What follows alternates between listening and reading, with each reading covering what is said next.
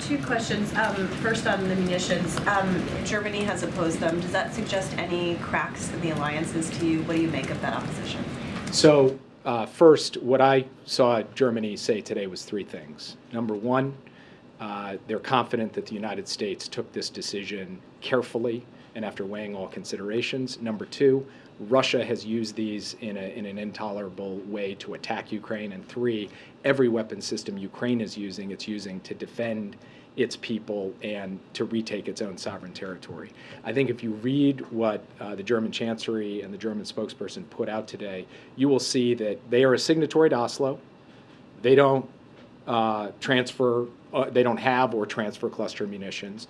But nothing in what they have said today suggests there are any cracks in NATO unity. Quite the contrary, there's deep understanding, we believe, across the alliance about the fundamental challenge Ukraine faces and about our collective desire to ensure that we're providing Ukraine with what it needs to defend itself. Sorry, when it comes to please, can you tell us specifically when the president signed the authorization?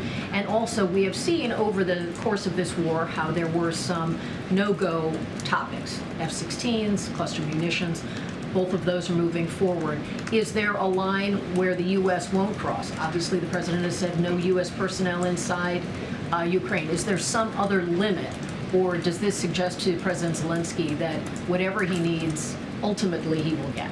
The president has been very clear from the very beginning of this conflict about two things that have been unwavering. First, the United States is not going to war with Russia in Ukraine.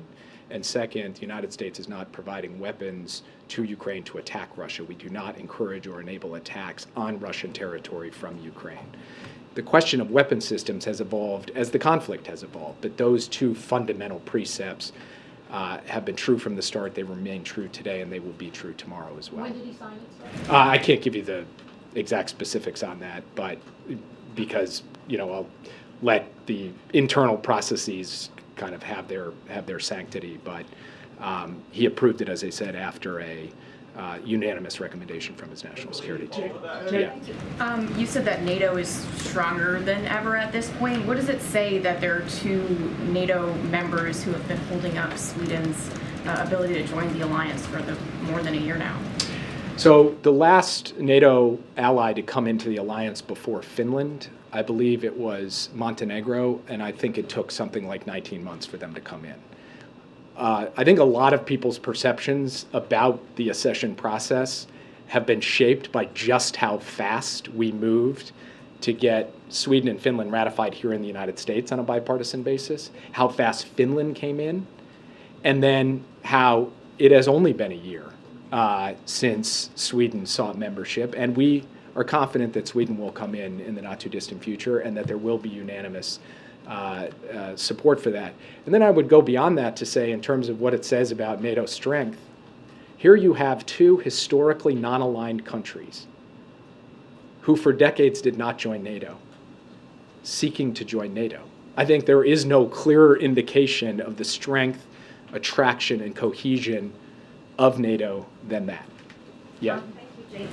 So I understand your point about reforms that Ukraine still needs to do in order to fast-track its membership.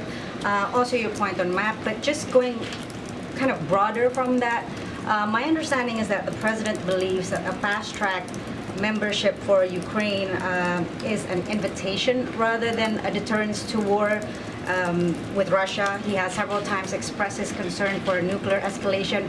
Can you first confirm whether my understanding is correct, and if so, can you explain the calculus behind the president's decision on that? What led him to that conclusion? The president has repeatedly said that there is an open door, that there is a pathway for Ukraine, and that Ukraine needs to take additional reforms to complete its work towards NATO membership. That has been his position from the beginning. That remains true today. That will remain true at Vilnius. The president also has been clear that we are going to support Ukraine for as long as it takes and provide them an exceptional quantity of arms and capabilities, both from ourselves and facilitating those from allies and partners, but that we are not seeking to start World War III. That is the course that we've been on since the start of this conflict. That is the course we remain on today, and we believe that we have been able to mount a vigorous, concerted, effective, dynamic response to Russia's aggression in support of the brave people of Ukraine.